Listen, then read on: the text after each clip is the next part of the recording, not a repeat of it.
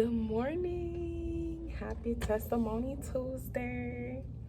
So, my very first Testimony Tuesday I would love to share with you guys something that happened when I was like 9 years old. But I do want to disclaimer, every day I wake up is a testimony because it's another chance to get my heart right, get it right with God. So, I want to just put that out there. But one of my first, like, for real testimonies that I can vouch for, I know that the Lord was with me, was about when I was like 9 years old. I was leaving the mall with my aunt and I fainted. It was my aunt and my cousin, and everyone, we were getting in the car. I thought I was in the car. Next thing I know, it was a lot of people over me. I was passed out behind the car. So my aunt, she crunked the car up, was literally about to back out, and she heard someone screaming. I should have been dead because literally how I passed out, I was not even by the door where I thought I opened the door and sat in the car.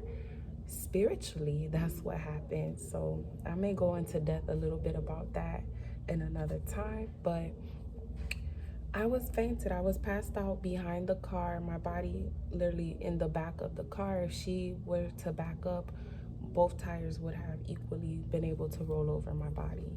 So I was rushed to the hospital. No one knew what was going on. They're like, well, what's happening? I felt dizzy. I'm just explaining to them, like, I didn't know that I passed out until I woke up and you guys are all over me.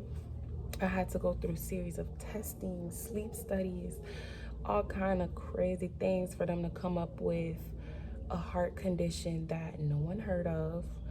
It's kind of in a broad category of heart conditions where they don't know the etymology of it. They don't know what causes it. Um, they don't know anything about it. They just know that your heart may have it. It's not a heart murmur, but your heart just stops. And at those moments your heart stops, you faint.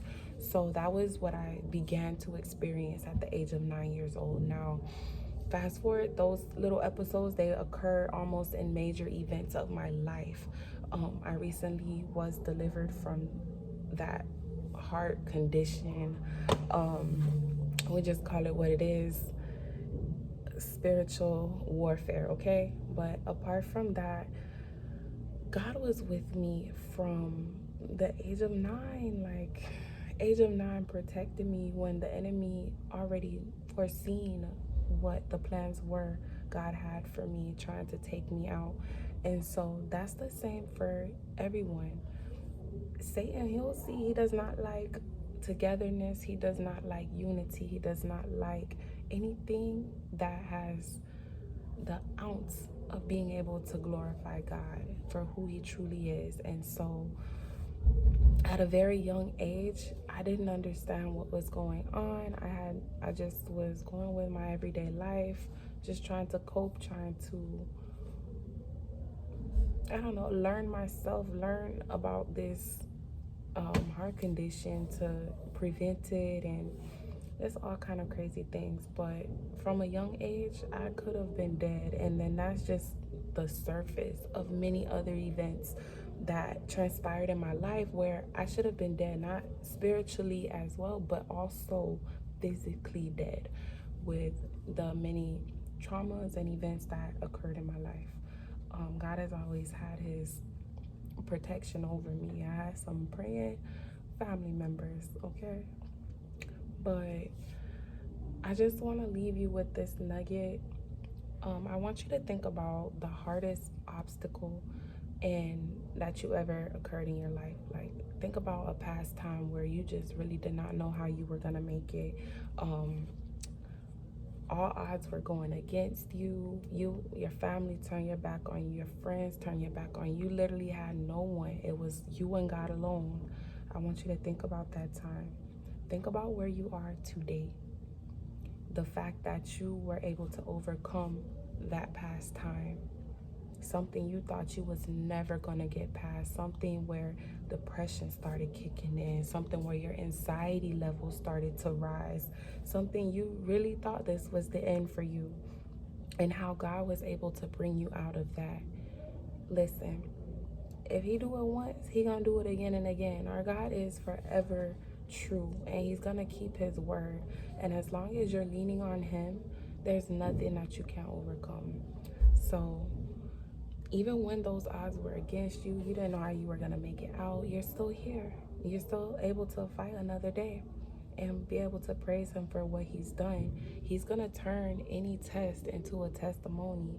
So what you do with it, that's the good thing about the sovereign God we serve. He's not gonna force you to do anything. He's not gonna chastise you or manipulate you to do anything. That's witchcraft. But he will always give you that choice. Ever since Adam and Eve ate from the tree of knowledge, okay, he gave us that choice, and we're forever gonna have a choice. And now what you do with it, again, that's you. Will you glorify God for being with you in the valley of the shadow of death? Will you continue to praise him even when you're there, even when all odds are against you, even when your mom, your dad, your uncle, brother, auntie, boyfriend, girlfriend, wife, husband, even when they turn their back on you and tell you to forget your faith? What will you do? Now, will you move forward and continue to walk into the purpose God has for you? Or will you revert back to what was easier for you to do? Being in the world, living by the world's rules, even after God continued to pluck you out of the world and put you back on track. The choice is always yours. And so that is my little testimony. I have so many more. That's just a little simple nugget to leave you guys with. I should have been dead, okay? From young age, and that's just the first near-death experience that I can account for. There's been so many other near-death experiences where one of them I was even able to encounter the Spirit of God. So I hope this blesses you. I hope this motivates you to continue to push forward. If you are in a test right now, I encourage you to continue seeking God's face. Continue to spend that alone time with him. Wrap yourself in his word so that you can fight this fight that we cannot see with our eyes. Have a blessed day.